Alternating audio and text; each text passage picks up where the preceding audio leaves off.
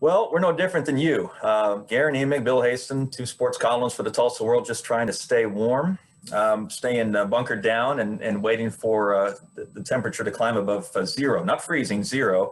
Talking sports, worst things we could be doing, I guess, while we wait it out. Bill, you were pointing out that a week from tomorrow, there's supposed to be baseball in Stillwater. That seems unfathomable right now. Yeah, well, the first game played at OSU's new $60 million ballpark, which you haven't toured it or really given it a walk around. It's unbelievable. It's truly probably not that I'm an expert on college baseball facilities, but I am told it is like well beyond anything else with regard to amenities. And it's just the state of the art. So they get this $60 million ballpark, Garen, that was supposed to have, the first game was supposed to have been played on March 20 of 2020. Okay. Mm-hmm. You remember George Bush was going to throw out the first pitch. Right. We're going to have just standing room only, big event. And then obviously on the 12th is when the NCAA said no March Madness, no spring sports, we're done. So they have waited now a year to get a game played. And so, next Tuesday afternoon, Little Rock comes to Stillwater for baseball finally. And it's, if you look at the 10-day forecast, it's the high that afternoon. It's supposed to be in the mid to upper 50s, which will feel balmy, right? No doubt. It'll feel balmy. I may wear shorts that day, just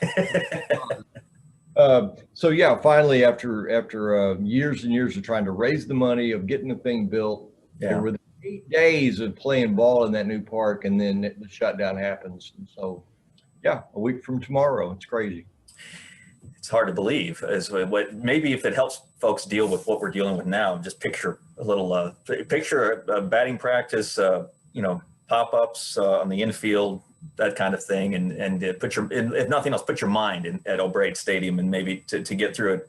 In the meantime, basketball continues, Bill, or tries to anyway. As we tape, the Sooners are supposed to play Texas in Norman tomorrow night. The Cowboys have Iowa State tomorrow afternoon. That'll be interesting. Tuesday matinee game in Stillwater. And these are two teams that are both a lot of fun to follow right now.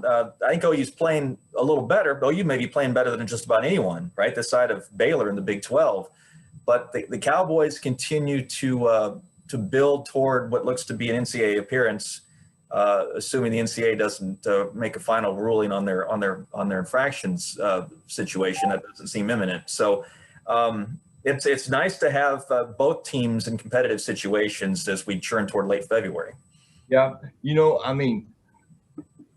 when it became apparent we were going to have football, I was just hopeful that my expectation was week to week we'll just hold our breath and then get from one week into the next. I wasn't sure what it would look like, the quality of play.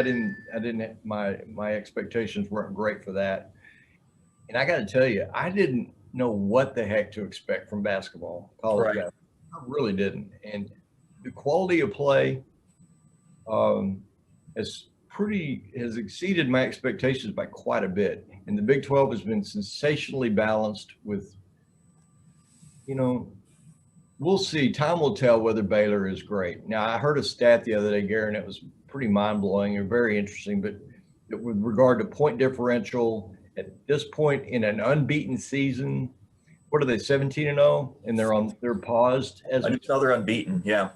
Yeah. But they had the greatest point differential of any team that has started 17-0 since the great Vegas teams with Stacey Augmon and oh my gosh, who's the Larry Johnson? Yeah. Baylor is pretty clearly defined as the team to beat in the Big 12, if not nationally. But this is my favorite OU team in a long time. Yeah. And when Austin Reeves was sidelined, they were still winning games. They were still unbelievably competitive. That's another thing I've marveled at is how these teams have made adjustments to having key pieces sidelined or injured or whatever, inactive for whatever reason. So But that game Saturday, the game at Morgantown, I could not look away from that game. That was phenomenal basketball theater. It was a great game, very great clutch performances by several Sooners. I got to say, I respect the heck out of Brady Manick, who's not had the career offensively that he envisioned or that I envisioned. I mean, I remember him as a freshman hitting those corner threes in Bedlam and thinking, wow, this kid got a high ceiling now. But, you know, his effort has been sustained. He makes effort plays. He makes big effort plays. Austin Reeves is just crazy clutch. The guy's fearless and heartless. And this is my favorite team. Now, the Final Four team was fun, and Buddy Hield was right. On and off the court was a lot of fun to cover and watch. But with regard to just overachievement, effort, hustle, all of those old college cliches, man, OU's got it in spades. They're so good. And for OSU, I mean, OSU's not. I don't think OSU has that kind of a ceiling. I think OU's got the potential for maybe a 2-weekend run in the NCAA tournament. Where I see on this early reveal on the bracket, you know, if OSU were to beat Arkansas, they've got Arkansas OSU matched in an 8-9 game, right? See who OSU would have next. It would be Gonzaga. So, but you know, for sure the arrow is pointed up in Stillwater. I think Boynton's having a nice season. So, I mean, the quality of play has been better than I expected.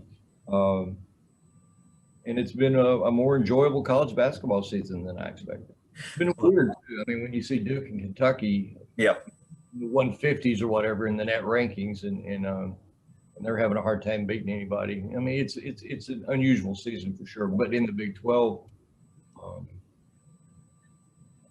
you could do a lot worse than to sit and watch Texas Tech play for 2 hours, or West Virginia. And how about West Virginia? Are they not massively entertaining to watch? I love this team. So the Big 12 has been a really, really pleasant surprise.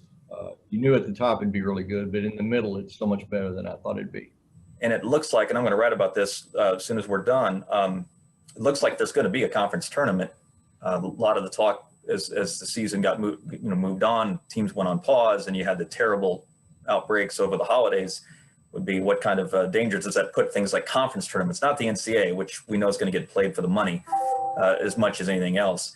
But it looks like momentum is building toward the teams being in Kansas City. There being maybe 3,000 to 4,000 fans there, but at least trying to get a conference tournament in. And for the sake of the players who are making some serious sacrifices along the way, that's good news. So I'll have that. I want to urge anyone who hasn't yet to check out your story on Barry Hinson, or your column on Barry Hinson in Sunday's paper. I know that's gotten a lot of traction for good reason. That was phenomenal. And another example as to what makes Barry such one of the more unique people, right, in that industry, in college basketball. You know, when I contacted Barry about an interview, Barry is an analyst for Oklahoma State, former coach at Southern Illinois, Missouri State, Oral Roberts. Became kind of a Tulsa basketball legend in '89 when he coached Kelly to a state championship. That was kind of for sure a Cinderella championship for Barry. And then he got his college basketball start at ORU with Bill Self as an assistant. And so Barry joins the staff at OSU in the fall of '19, and it was, you know, on a volunteer basis. He was not going to be paid for a few months at the beginning, but then eventually he would be. And he did. He became a paid member of the staff in the spring of 20. A few weeks later, Garen, you know, they say, we're going to have to cut your pay. Barry accepts a cut in pay.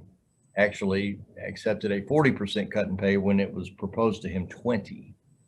And then a few weeks after that, his job was eliminated altogether, and his message to OSU was, "I understand, but I want to come to work every day. I don't want to quit coming to work." So, I mean, I don't know, 65-hour week, no paycheck, no benefits, and he has become one of Mike Boynton's favorite people, in addition to staff members. And and a real confidant for Coach Boynton.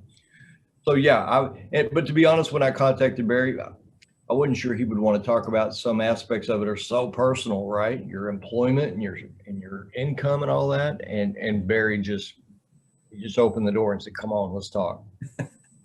But the anecdote about him applying for that waiver, no doubt, that knocked the breath out of me, I got to say. That's just nuts. I mean, yeah, there's lessons in perseverance, but also lessons in just facing your reality, right, and dealing with it.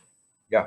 And that's Barry, and anyone who knows what from his days at ORU and his time even with Bill Self at Kansas, and as you say, dating all the way back to Kelly, but won't be surprised. But they need to check out the column. It's terrific. We'll keep writing. You keep reading. What else are you going to do this week? Stay home and read the Tulsa World. Hopefully, when we come back next week and talk again, we won't be staring out the window at Antarctica. We'll have a baseball game to talk about in warmer days. Until then, thanks very much for tuning in.